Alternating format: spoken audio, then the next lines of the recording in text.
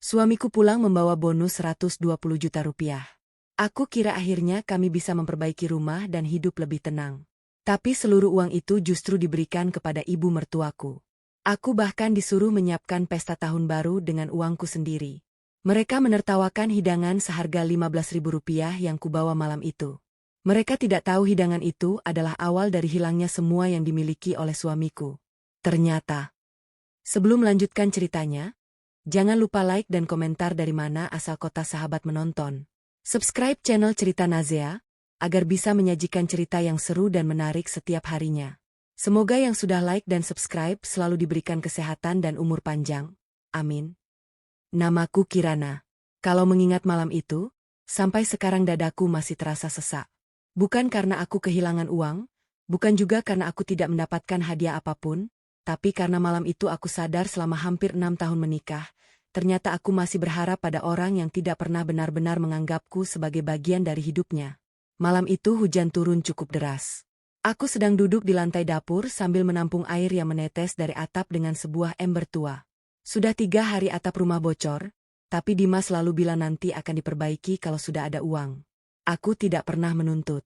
Aku hanya ingin rumah kami sedikit lebih nyaman. Di sebelahku ada baskom berisi pakaian yang belum sempat kering.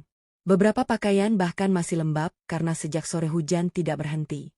Saat itulah suara motor Dimas terdengar dari depan rumah. Aku langsung berdiri. Entah kenapa malam itu hatiku terasa ringan. Begitu Dimas masuk, aku melihat wajahnya berbeda. Ia tersenyum lebar sambil membawa tas kerja yang terlihat lebih penuh dari biasanya. Aku menghampirinya dan membantu melepaskan jaketnya. Dimas kemudian mengatakan bahwa perusahaan memberinya bonus akhir tahun. Jumlahnya membuatku terdiam. 120 juta rupiah. Untuk sesaat aku benar-benar lupa dengan ember di bawah atap yang bocor. Pikiranku langsung berlari ke banyak hal. Atap rumah bisa diperbaiki, cicilan bisa dikurangi, kulkas yang sudah hampir rusak bisa diganti. Dan mungkin untuk pertama kalinya setelah bertahun-tahun aku bisa menyimpan sedikit uang untuk keadaan darurat. Aku bahkan sempat membayangkan kami duduk berdua di ruang tengah sambil menghitung uang itu. Bukan untuk hidup mewah. Aku hanya ingin merasa aman. Aku tersenyum sambil menyiapkan teh untuk Dimas. Tapi senyum itu tidak bertahan lama. Sekitar setengah jam kemudian, suara mobil ibu mertuaku terdengar di depan rumah. Aku langsung merasa tidak enak. Ibu mertua memang sering datang tanpa memberi kabar. Namun malam itu, Dimas justru terlihat seperti sudah menunggunya. Begitu ibunya masuk, Dimas mengambil sebuah amplop coklat dari dalam tas. Aku masih berdiri di dekat dapur ketika amplop itu berpindah ke tangan ibu mertuaku. Tidak ada pembicaraan panjang, tidak ada diskusi. Uang 120 juta rupiah itu diberikan begitu saja. Aku hanya menatapnya. Rasanya seperti baru saja melihat sesuatu yang tidak seharusnya kulihat. Ibu mertua tersenyum puas. Sementara aku berusaha menenangkan diri. Aku mencoba berpikir positif. Mungkin ada kebutuhan mendesak. Mungkin ibu mertua sedang punya masalah. Mungkin Dimas memang sudah merencanakan semuanya. Aku menunggu sampai ibu mertua pulang sebelum akhirnya bertanya pelan. Aku hanya meminta sedikit saja dari uang itu untuk memperbaiki atap rumah. Dimas malah menatapku seperti aku baru saja meminta sesuatu yang tidak masuk akal. Katanya uang itu memang diberikan untuk ibunya. Aku terdiam. Aku tidak meminta seluruhnya. Aku bahkan tidak meminta setengahnya. Aku hanya ingin sebagian kecil untuk rumah yang kami tempati bersama. Namun jawabannya membuat hatiku semakin sakit. Dimas mengatakan bahwa aku harus belajar mengerti bahwa seorang anak laki-laki punya kewajiban terhadap ibunya. Aku menunduk. Kalimat itu sebenarnya tidak salah. Aku juga tidak pernah melarang Dimas membantu ibunya. Yang membuatku sakit adalah caranya. Seolah-olah aku bukan istrinya. Seolah-olah rumah ini bukan rumah kami. Seolah-olah 6 tahun aku mendampinginya tidak memiliki arti apa-apa. Malam semakin larut. Aku kembali ke dapur dan duduk di depan ember yang masih menampung tetesan air. Aku menatap uang tabungan kecil yang kusimpan di dompet. Tidak banyak, bahkan tidak cukup untuk memperbaiki atap. Aku menghela napas panjang. Aku pikir masalahnya selesai malam itu. Ternyata justru baru dimulai. Aku berdiri cukup lama di depan meja makan sambil memegang kertas yang baru saja jatuh dari saku celana Dimas. Tanganku dingin. Bukan karena angka itu besar, tapi karena namaku tercetak jelas di bawahnya. Aku membaca kertas itu sekali lagi. Ada nomor transaksi, tanggal, jumlah uang, lalu namaku sebagai pihak yang menyetujui pengeluaran.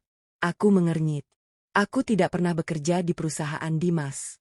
Aku bahkan tidak pernah datang ke kantornya untuk mengurus apapun. Lalu bagaimana mungkin namaku tercantum di sana?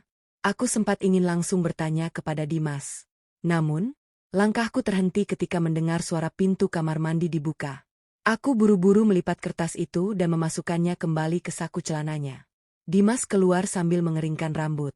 Ia berjalan melewatiku tanpa curiga. Aku hanya tersenyum kecil. Padahal di dalam kepalaku ada begitu banyak hal yang berputar. Malam itu aku tidak bisa tidur. Dimas terlelap di sampingku. Sementara aku masih menatap langit-langit kamar. Aku mencoba mengingat apakah selama ini pernah memberikan salinan kartu identitas atau tanda tanganku kepada Dimas untuk keperluan tertentu. Pernah dulu ketika kami membeli rumah, aku memang pernah menyerahkan beberapa dokumen, tapi itu sudah bertahun-tahun lalu. Dan dokumen yang kulihat malam ini memiliki tanggal yang baru. Aku mengambil ponsel. Tanganku sempat ragu ketika membuka galeri. Aku mulai mencari foto-foto dokumen lama yang pernah kusimpan. Satu persatu kuperiksa nomor rekening, nama perusahaan, tanggal transaksi, semuanya terasa asing. Sampai akhirnya aku menemukan satu foto lama. Foto itu memperlihatkan tanda tanganku di sebuah dokumen. Aku memperbesar layar. Dadaku langsung terasa sesak. Tanda tangan di kertas yang baru saja kutemukan hampir sama persis dengan tanda tanganku. Tapi ada satu perbedaan. Aku tidak pernah menandatangani dokumen itu. Aku mulai sadar bahwa ini bukan sekadar masalah uang keluarga. Seseorang mungkin sedang menggunakan namaku, dan orang yang paling mungkin melakukannya adalah orang yang tidur hanya beberapa sentimeter dariku. Pagi harinya aku berusaha bersikap biasa. Aku menyiapkan sarapan seperti biasanya. Dimas makan sambil melihat ponselnya. Aku memperhatikannya diam-diam. Ada beberapa notifikasi masuk. Dimas langsung mematikan layar ketika menyadari aku melihat. Aku tidak bertanya. Aku memilih menyimpan semua kecurigaanku sendiri. Setelah Dimas berangkat kerja, aku kembali melihat kertas itu. Aku tidak membawanya. Aku hanya mencatat nomor transaksi dan tanggal yang tertera di sana. Lalu aku mulai mencari informasi melalui dokumen lama yang ada di rumah. Aku tidak tahu harus mulai dari mana. Tapi semakin lama aku mencari, semakin banyak kejanggalan yang kutemukan. Ada beberapa pembayaran yang menggunakan namaku sebagai pihak penerima. Padahal aku tidak pernah menerima uang tersebut. Jumlahnya juga tidak kecil, beberapa bahkan mencapai puluhan juta. Aku mulai gemetar. Selama ini aku mengira kondisi keuangan kami memang sedang sulit. Aku tidak pernah tahu bahwa ada uang dalam jumlah sebesar itu yang pernah bergerak menggunakan namaku. Siang itu, ibu mertuaku datang. Ia membawa beberapa daftar kebutuhan pesta. Aku menyambutnya seperti biasa. Namun ketika ia meletakkan tas di meja, sebuah buku kecil terjatuh. Aku hendak mengambilkannya, tapi ibu mertua langsung merebutnya dari tanganku. Gerakannya terlalu cepat. Aku sempat melihat satu halaman yang terbuka. Di sana ada beberapa angka. Salah satunya sama persis dengan angka yang kulihat di dokumen Dimas. Aku menatap ibu mertuaku. Ia langsung menutup buku itu lalu berkata bahwa aku tidak perlu ikut campur dalam urusan keluarga. Aku hanya mengangguk. Tetapi sejak saat itu, kecurigaanku berubah menjadi keyakinan. Ada sesuatu yang menghubungkan Dimas dan ibunya. Dan namaku dipakai sebagai bagian dari sesuatu yang tidak pernah kusetujui.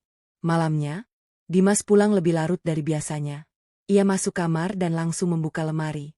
Aku yang sedang melipat pakaian pura-pura sibuk. Dari celah pintu lemari, aku melihatnya mengambil map hitam yang beberapa hari lalu membuatku penasaran. Ia memasukkan beberapa lembar dokumen baru ke dalamnya. Kemudian ia menelepon seseorang. Aku tidak bisa mendengar seluruh percakapannya, tapi ada satu kalimat yang membuat tubuhku kaku. Dimas mengatakan bahwa selama namaku masih tercatat sebagai pihak yang bertanggung jawab, semuanya akan aman. Aku menahan napas. Jadi benar namaku memang sedang digunakan, tapi aku belum tahu untuk apa. Beberapa menit kemudian, Dimas keluar dari kamar. Aku menunggu sampai suara motornya kembali terdengar dari kejauhan. Barulah aku berani masuk ke kamar. Aku tidak membuka map itu. Aku tahu kalau mengambilnya, Dimas akan sadar. Aku hanya membuka laci tempat ia biasanya menyimpan dokumen. Di sana aku menemukan sebuah flash disk kecil. Tidak ada nama, tidak ada tanda apapun. Aku memasukkannya ke dalam tas kecil milikku. Bukan untuk mencuri. Aku hanya ingin tahu apa yang sedang dilakukan suamiku di belakangku. Malam itu aku tidur dengan rasa takut yang berbeda. Bukan takut kehilangan uang, bukan takut pesta tahun baru gagal. Aku takut suatu hari nanti semua kesalahan orang lain akan dibebankan kepadaku hanya karena namaku dipakai tanpa sepengetahuanku. Dan yang paling menyakitkan adalah satu hal. Orang yang mungkin sedang menyeretku ke dalam masalah besar itu adalah suamiku sendiri. Aku menggenggam ponsel erat-erat. Besok pagi aku akan mencari tahu isi flash disk itu. Namun aku belum tahu bahwa apa yang akan kutemukan di dalamnya ternyata jauh lebih buruk daripada semua dugaan yang selama ini kubayangkan. Pagi itu aku bangun lebih cepat dari biasanya. Semalaman aku hampir tidak tidur karena memikirkan flash disk yang kusimpan di dalam tas. Aku bahkan sempat merasa bersalah. Dimas adalah suamiku. Seharusnya aku bisa mempercayainya. Seharusnya aku tidak perlu diam-diam mencari tahu apa yang ia sembunyikan. Tapi setiap kali aku mengingat namaku di dokumen itu, rasa takut kembali muncul. Aku menunggu sampai Dimas berangkat kerja.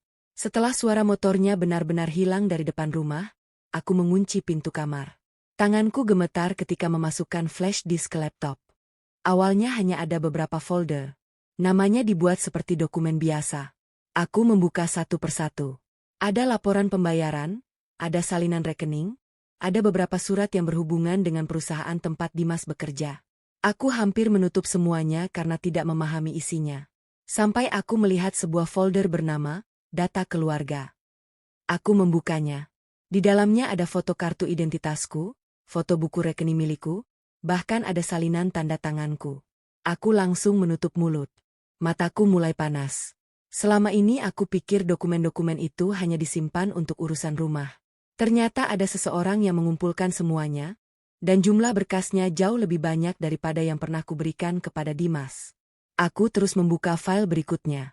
Lalu aku menemukan sebuah tabel. Di sana tercatat sejumlah pembayaran yang masuk dan keluar. Nama penerima berbeda-beda. Namun, ada satu rekening yang muncul berkali-kali. Aku mengenal nama pemiliknya. Itu rekening usaha milik adik Dimas. Aku bersandar di kursi. Jantungku berdebar semakin cepat. Aku mulai mencatat tanggal-tanggal transaksi tersebut. Ada transaksi yang terjadi ketika Dimas sedang berada di luar kota. Ada juga yang terjadi pada hari ketika aku bahkan sedang berada di rumah sepanjang hari. Tapi di laporan itu tertulis seolah-olah aku yang menyetujui pengeluaran tersebut. Aku merasa seperti sedang melihat kehidupan orang lain. Padahal semua menggunakan namaku. Kemudian aku menemukan sebuah file audio. Aku ragu untuk membukanya. Namun akhirnya aku menekan tombol putar. Suara Dimas terdengar. Aku langsung mengenalinya. Di rekaman itu, Dimas sedang berbicara dengan seseorang. Aku tidak tahu siapa orang satunya. Mereka membicarakan uang, mereka juga membicarakan namaku. Lalu terdengar suara Dimas mengatakan bahwa selama istrinya tidak tahu apa-apa, masalah itu bisa diselesaikan dengan mudah. Dadaku seperti dihantam. Aku menghentikan rekaman. Air mataku jatuh begitu saja. Bukan karena aku baru mengetahui suamiku punya masalah, tapi karena aku mendengar sendiri bagaimana ia membicarakanku seperti seseorang yang bisa dikorbankan kapan saja. Aku menatap foto pernikahan kami yang tergantung di dinding. 6 tahun. Aku percaya bahwa orang yang berdiri di sampingku adalah orang yang akan melindungiku. Ternyata mungkin justru namaku yang sedang ia gunakan untuk melindungi dirinya sendiri.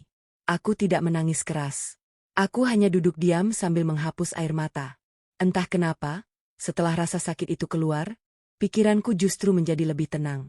Aku mulai menyalin semua file penting ke penyimpanan lain. Aku juga memotret beberapa halaman yang paling penting. Setelah itu, aku mengembalikan flash disk ke tempat semula.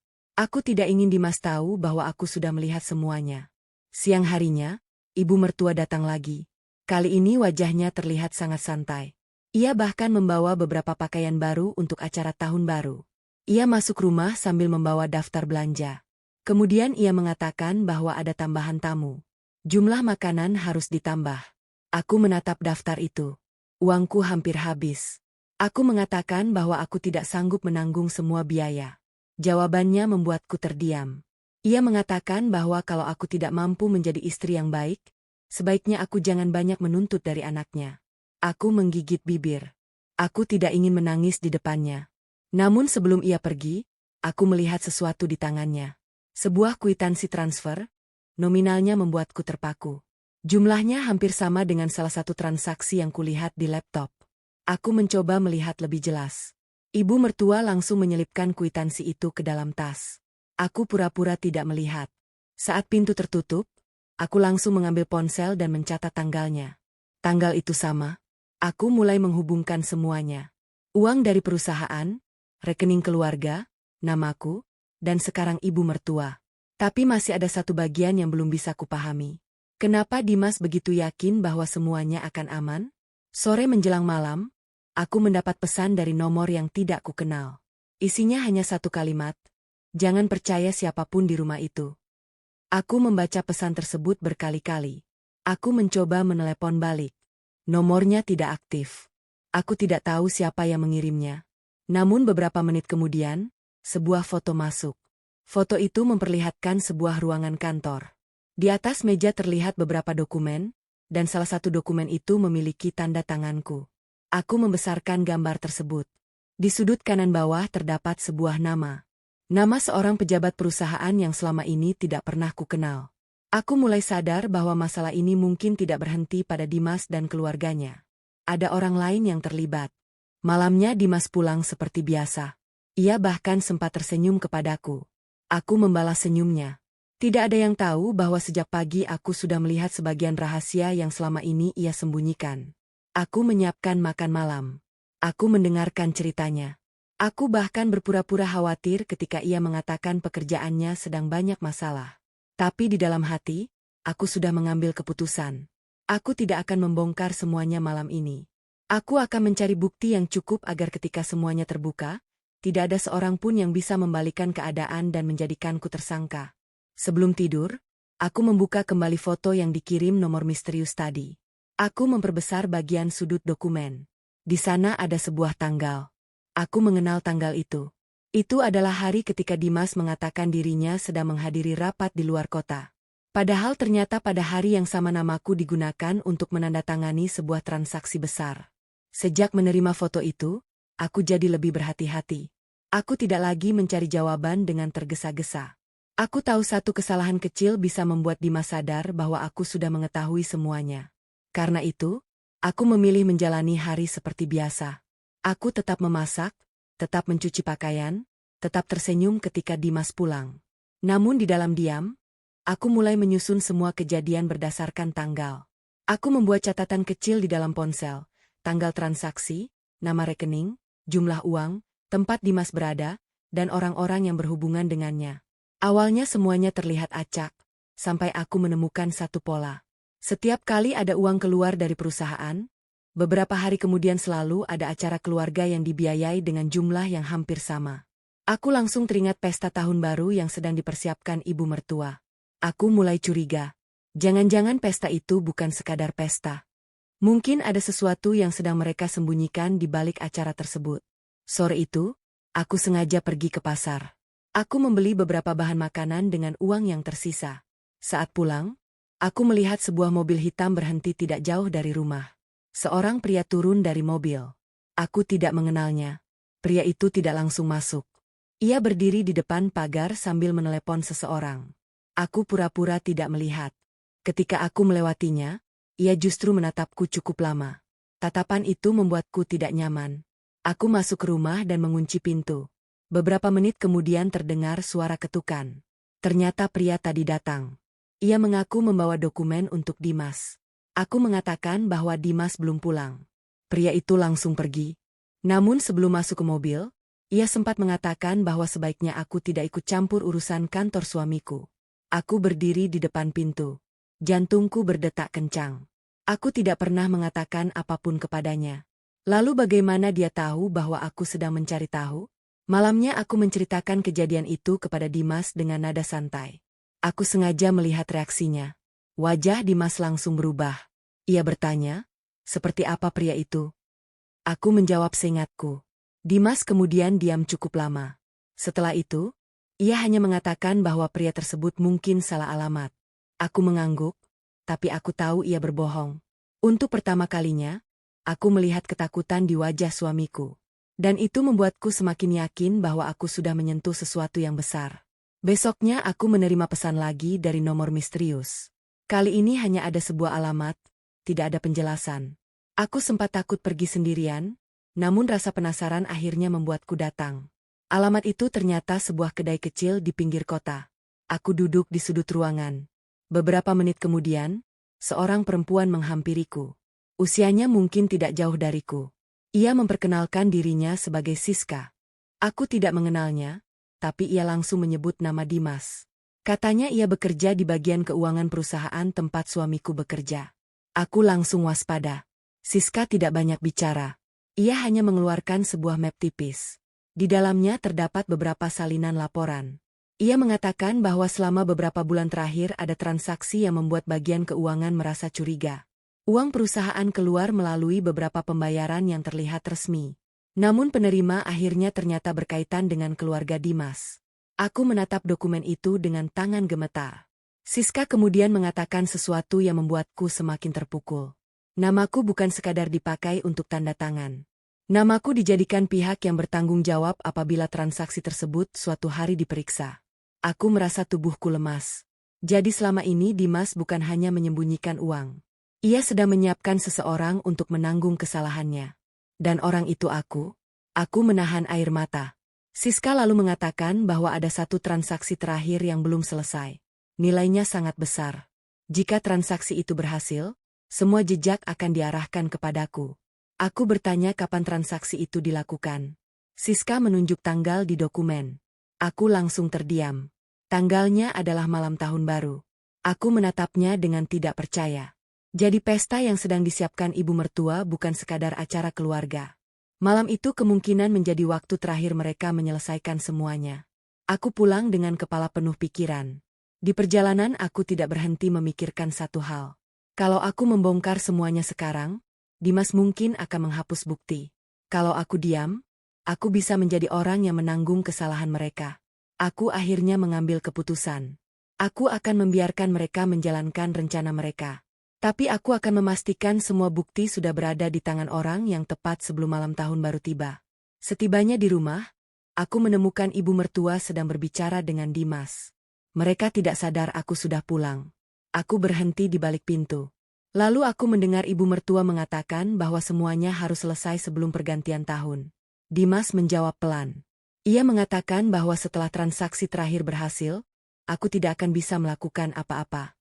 Aku menutup mulut agar tidak bersuara. Beberapa detik kemudian, ibu mertua mengatakan sesuatu yang membuat seluruh tubuhku terasa dingin.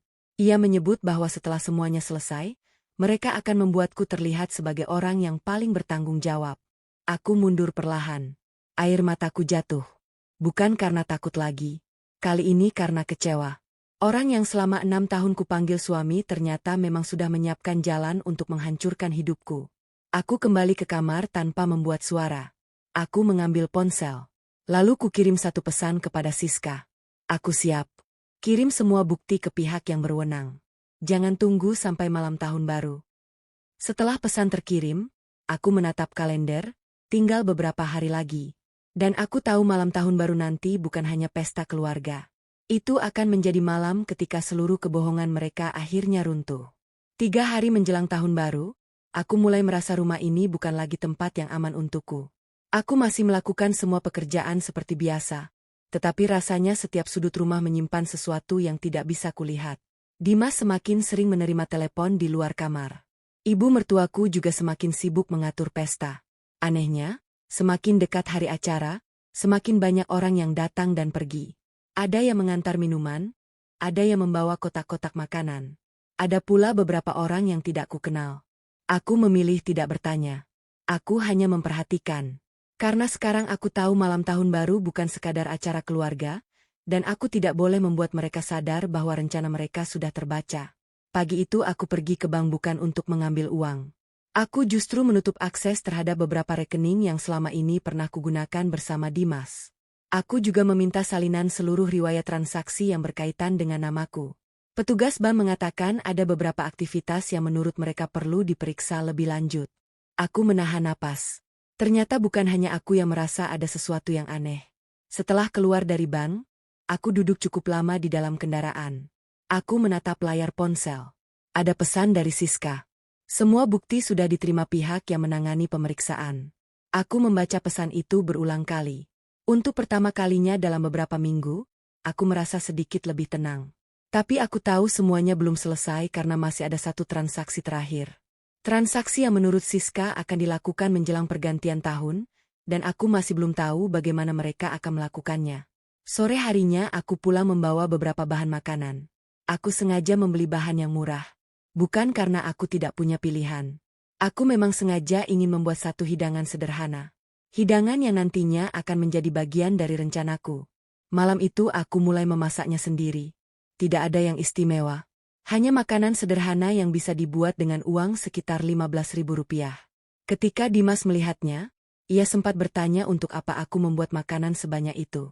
Aku hanya mengatakan bahwa aku ingin membawanya ke acara tahun baru. Ia tertawa kecil. Katanya, "Kamu tidak perlu mempermalukan keluarga dengan makanan seperti itu." Aku tidak menjawab. Aku hanya melanjutkan memasak.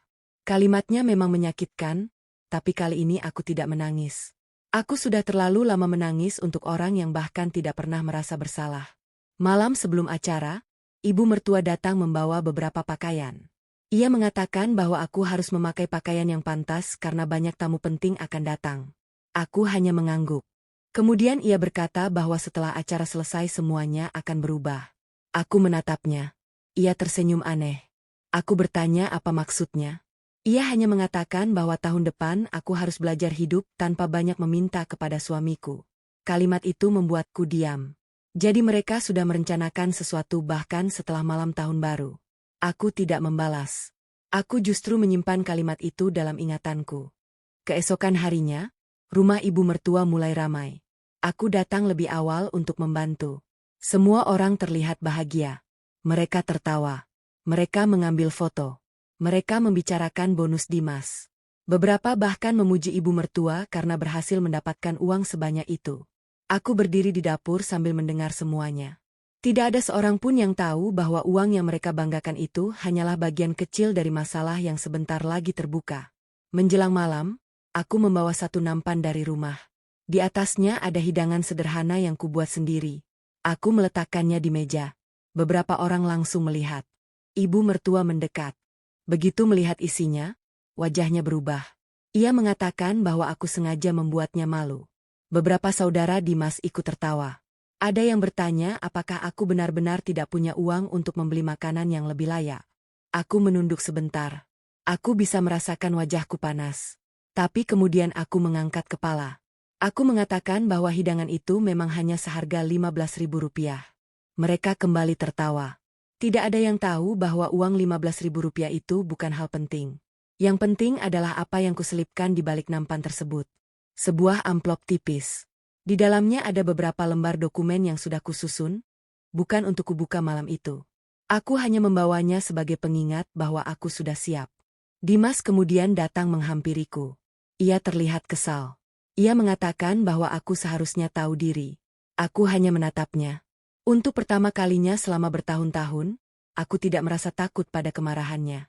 Aku bahkan merasa kasihan karena ia masih belum sadar bahwa waktu untuk bersembunyi sudah hampir habis. Beberapa menit sebelum tengah malam, suasana semakin ramai. Musik dinyalakan. Orang-orang mulai berkumpul di halaman. Aku berdiri agak jauh dari mereka. Ponselku bergetar. Satu pesan masuk dari Siska. Mereka sudah melakukan transaksi terakhir. Aku membaca pesan itu dengan tangan dingin. Berarti sekarang waktunya. Aku membalas singkat, jalankan. Tidak lama kemudian terdengar suara mobil berhenti di depan rumah. Awalnya tidak ada yang memperhatikan sampai dua orang turun dari mobil. Mereka berjalan masuk sambil membawa beberapa map. Dimas yang melihat mereka langsung berhenti tersenyum. Wajahnya berubah. Ibu mertuaku ikut berdiri. Salah satu orang itu menyebut nama Dimas. Suasana mendadak hening. Mereka mengatakan ada pemeriksaan yang harus diselesaikan malam itu juga. Dimas mencoba bertanya apa maksudnya. Namun sebelum mereka menjawab, ponselnya berbunyi. Ia melihat layar, tangannya langsung gemetar. Aku hanya berdiri diam. Karena aku tahu setelah telepon itu diangkat, malam tahun baru mereka tidak akan pernah menjadi perayaan lagi. Dimas masih berdiri dengan ponsel menempel di telinga. Aku bisa melihat perubahan wajahnya dari tempatku berdiri.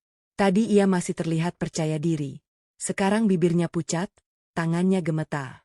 Ia beberapa kali mencoba berbicara, tetapi suaranya terdengar tidak jelas. Orang-orang yang sejak tadi tertawa mulai saling memandang. Ibu mertua menghampirinya dan bertanya apa yang terjadi. Dimas tidak menjawab. Ia hanya menatap kosong ke depan. Aku tahu saat itu sesuatu sudah berubah. Beberapa detik kemudian, Dimas menurunkan ponselnya. Ia menatapku. Tatapan yang belum pernah kulihat selama 6 tahun menjadi istrinya. Ada ketakutan di sana. Bukan kemarahan, bukan kesal, takut. Dimas berjalan mendekat. Ia bertanya apakah aku mengetahui sesuatu. Aku tidak langsung menjawab. Aku hanya mengatakan bahwa seharusnya pertanyaan itu ditujukan kepada dirinya sendiri. Wajahnya semakin tegang. Ia mengatakan bahwa aku tidak boleh membuat masalah di depan keluarga. Aku tersenyum tipis. Justru malam itu aku ingin semua orang mendengar kebenaran. Namun sebelum aku mengatakan apapun, salah satu pria yang datang membawa map tadi meminta Dimas duduk. Nada suaranya tenang, tidak ada bentakan, tidak ada ancaman, justru ketenangan itu yang membuat suasana semakin mencekam. Ia menjelaskan bahwa perusahaan telah menyelesaikan pemeriksaan terhadap sejumlah transaksi. Ada dana yang keluar menggunakan dokumen atas nama Dimas. Masalahnya, beberapa dokumen tersebut menggunakan data dan tanda tangan milikku. Semua orang langsung menoleh kepadaku. Aku merasakan tatapan mereka. Beberapa orang bahkan mulai berbisik. Ibu mertua langsung mengatakan bahwa aku pasti salah paham. Ia menuduhku hanya ingin menjatuhkan anaknya karena sakit hati. Aku membiarkannya berbicara. Karena kali ini aku tidak perlu membela diri dengan kata-kata. Bukti sudah berbicara lebih keras. Pria itu kemudian membuka salah satu map. Di dalamnya terdapat salinan transaksi. Satu persatu dijelaskan. Tanggal, jumlah uang, nama rekening, dan pihak yang menerima, semua mengarah kepada orang-orang yang selama ini dekat dengan keluarga Dimas. Ibu mertua langsung berdiri. Ia mengatakan tidak tahu apa-apa. Namun, pria itu mengeluarkan satu dokumen lain. Dokumen tersebut memperlihatkan aliran uang ke rekening usaha yang selama ini dikelola keluarga. Ibu mertua langsung terdiam. Aku melihat beberapa saudara Dimas mulai menjauh. Mereka yang tadi tertawa kini bahkan tidak berani menatap satu sama lain. Dimas mencoba menjelaskan, katanya ia hanya mengikuti perintah. Aku menatapnya. Kalimat itu membuat hatiku sakit. Bukan karena aku terkejut, tapi karena bahkan ketika semuanya sudah terbongkar, ia masih mencari orang lain untuk disalahkan. Lalu salah satu petugas mengatakan bahwa ada satu hal yang jauh lebih serius. Beberapa dokumen dibuat seolah-olah aku mengetahui dan menyetujui transaksi tersebut. Aku langsung menunduk. Untuk sesaat, rasa takut yang selama ini kutahan kembali muncul. Aku membayangkan bagaimana kalau bukti itu tidak ditemukan. Bagaimana kalau semua orang percaya bahwa aku memang terlibat.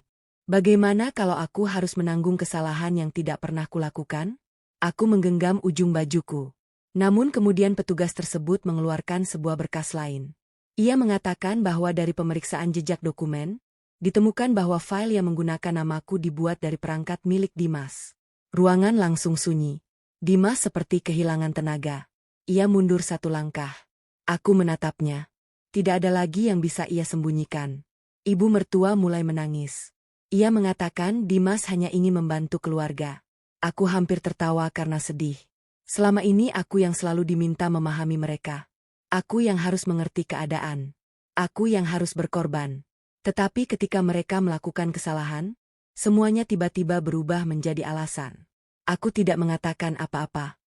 Aku hanya berdiri dan membiarkan proses berjalan. Beberapa saat kemudian, ponsel salah satu petugas berbunyi. Ia menerima sebuah pesan. Setelah membacanya, ia mengangguk kepada rekannya. Kemudian ia mengatakan bahwa transaksi terakhir yang dilakukan malam itu sudah berhasil dilacak. Aku menatap Dimas. Ia langsung menundukkan kepala. Berarti benar mereka sudah melakukan transaksi yang selama ini mereka sembunyikan, dan sekarang semuanya tercatat. Ibu mertua tiba-tiba menghampiriku. Ia memegang tanganku. Tangannya gemetar. Untuk pertama kalinya selama bertahun-tahun, ia tidak membentak atau merendahkanku. Ia justru memohon agar aku membantu Dimas. Katanya, aku masih istrinya. Aku menatap wajahnya. Air mataku hampir jatuh. Aku ingin sekali mengatakan bahwa aku juga pernah memohon. Aku pernah memohon agar mereka menghargai aku. Aku pernah meminta Dimas berdiri di sisiku. Tapi tidak ada satupun yang mereka dengarkan. Aku perlahan melepaskan tangannya. Aku mengatakan bahwa aku sudah membantu. Aku membantu dengan memberikan bukti. Aku membantu agar kesalahan mereka tidak dibebankan kepadaku. Selebihnya mereka harus bertanggung jawab sendiri. Tepat saat itu, suara hitungan tahun baru mulai terdengar dari televisi.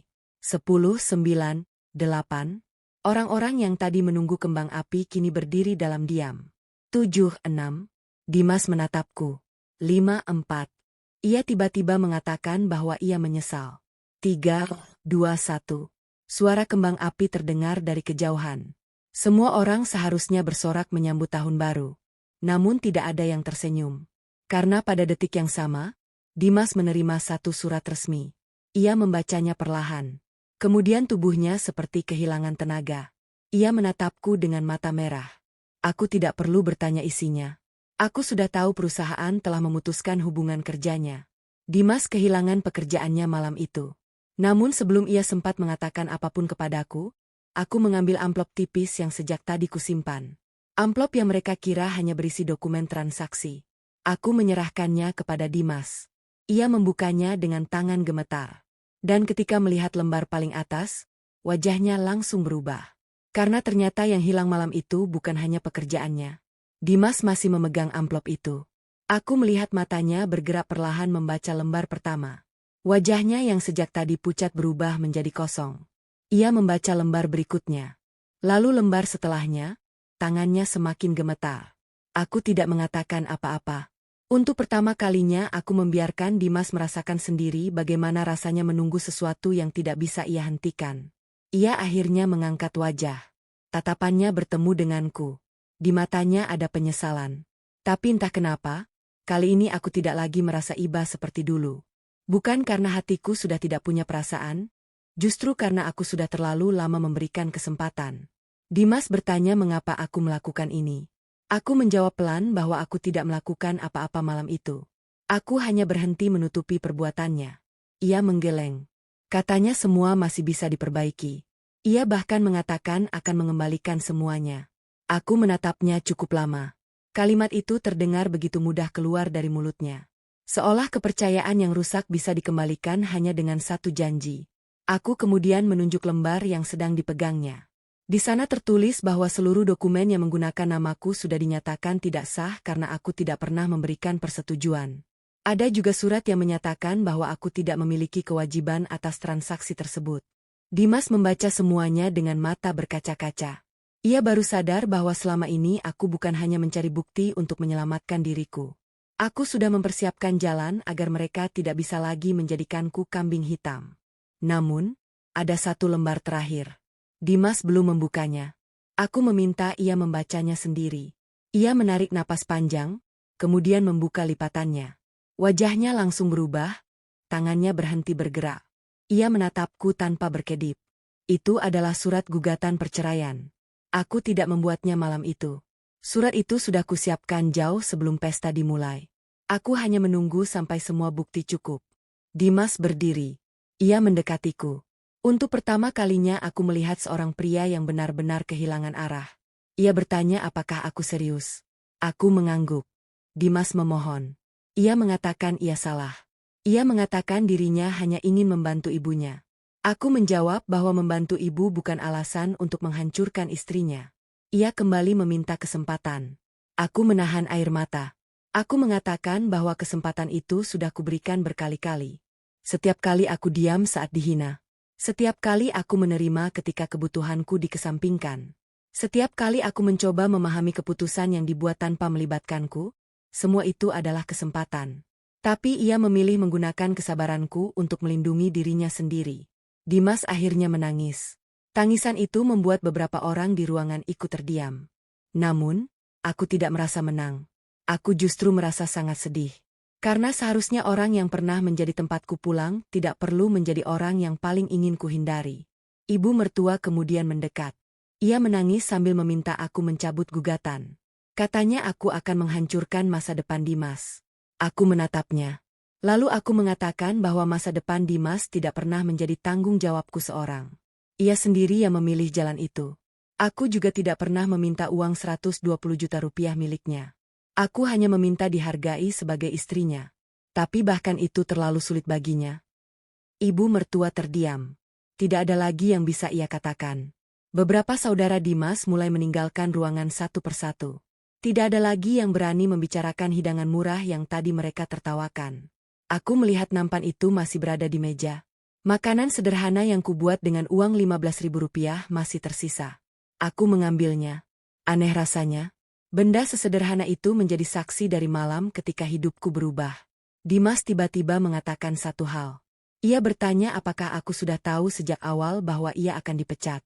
Aku menggeleng. Aku mengatakan bahwa aku hanya memastikan bukti yang benar sampai kepada pihak yang berwenang. Keputusan tentang pekerjaannya bukan dibuat olehku. Itu hasil dari perbuatannya sendiri. Dimas terdiam. Mungkin baru malam itu ia sadar bahwa aku tidak pernah punya niat menghancurkannya. Aku hanya berhenti menyelamatkannya dari akibat yang seharusnya ia tanggung. Tidak lama kemudian, aku mengambil tas kecil yang sudah kusiapkan. Aku tidak membawa banyak barang, beberapa pakaian, dokumen penting, dan foto lama yang selama bertahun-tahun kusimpan di dalam dompet. Aku berdiri di dekat pintu. Dimas kembali memanggil namaku. Aku berhenti sebentar, bukan untuk kembali, hanya untuk melihatnya untuk terakhir kali sebagai suamiku. Aku mengatakan bahwa aku berharap suatu hari nanti ia mengerti bahwa kehilangan seorang istri bukan terjadi karena aku pergi malam itu. Ia kehilangan aku jauh sebelum malam tahun baru. Setiap kali ia memilih ibunya untuk mempermalukanku. Setiap kali ia berbohong. Setiap kali ia menggunakan namaku tanpa izin. Dan setiap kali ia menganggap kesabaranku tidak akan pernah habis. Aku membuka pintu. Udara malam terasa dingin. Tapi anehnya untuk pertama kalinya setelah sekian lama dadaku terasa lebih ringan. Di luar kembang api masih terlihat di langit. Orang-orang merayakan awal tahun dengan tawa. Aku berdiri sendirian di halaman. Tidak ada suami di sampingku. Tidak ada keluarga yang meneriakiku. Tidak ada lagi orang yang menyuruhku memahami sesuatu yang tidak pernah mereka pahami. Aku mengusap air mata lalu berjalan pergi. Namun sebelum aku benar-benar meninggalkan rumah itu, ponselku bergetar. Ada satu pesan dari Siska. Aku membukanya, isinya singkat.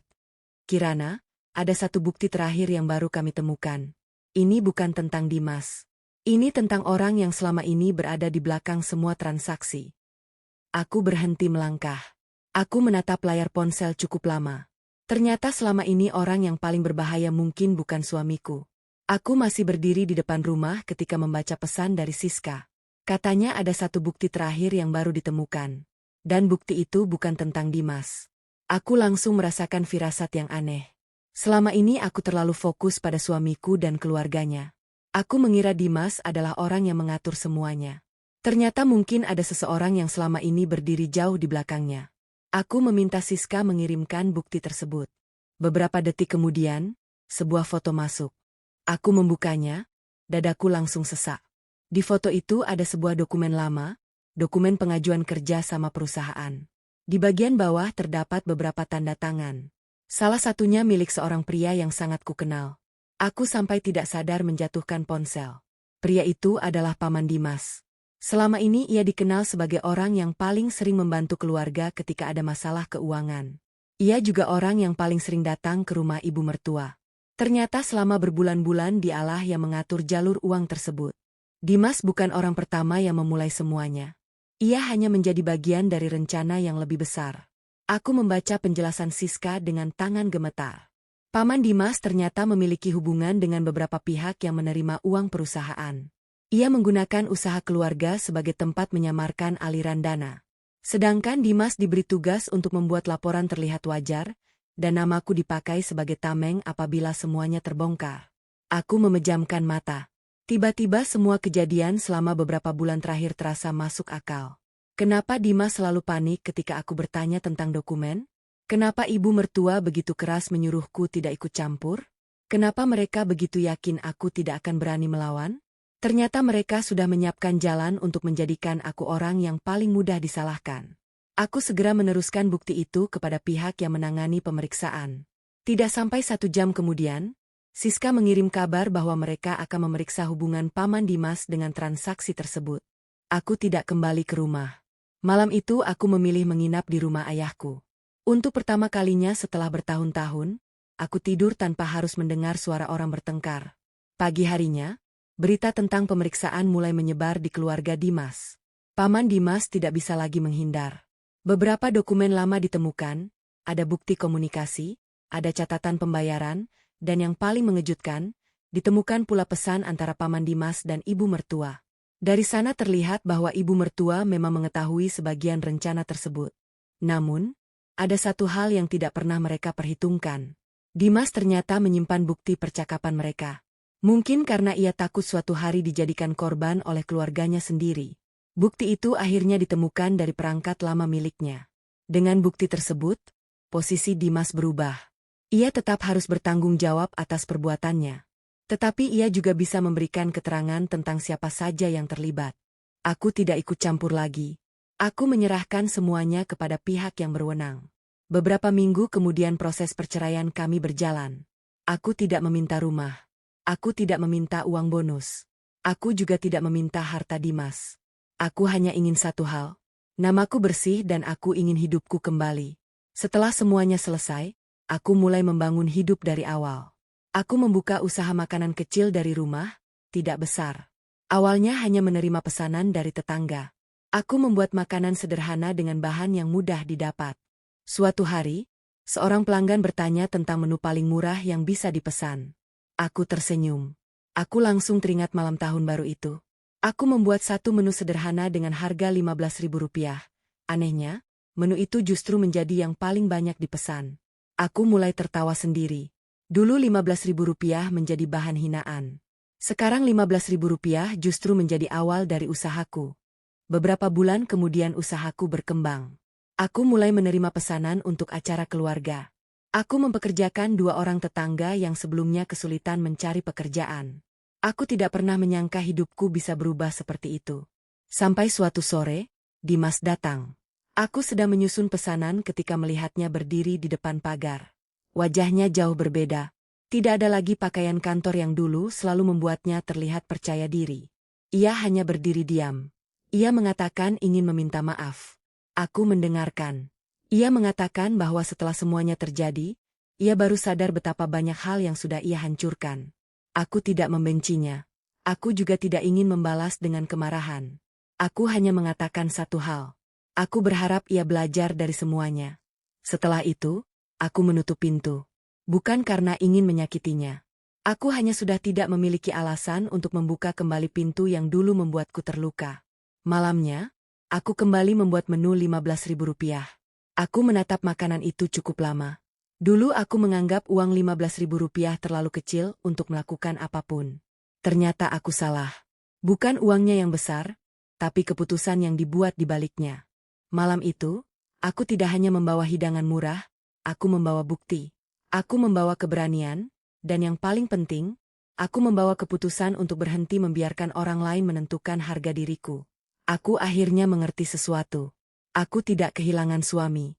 Aku hanya kehilangan seseorang yang selama ini tidak pernah benar-benar menjagaku. Aku tidak kehilangan keluarga. Aku hanya meninggalkan orang-orang yang tidak pernah menganggapku keluarga, dan aku tidak kehilangan kehidupan. Aku justru mendapatkan hidupku kembali. Sejak saat itu, setiap kali seseorang membeli hidangan Rp15.000 buatanku, aku selalu tersenyum. Karena hanya aku yang tahu cerita di balik harga sederhana itu. Rp15.000 bukan harga sebuah makanan. Itu adalah harga terakhir yang kubayar untuk meninggalkan kehidupan yang penuh kebohongan. Dan setelah malam tahun baru itu, aku tidak pernah lagi merasa menjadi perempuan yang harus meminta tempat di hidup orang lain. Karena akhirnya aku memiliki rumah, usaha, dan kehidupan yang benar-benar menjadi milikku sendiri. Ya.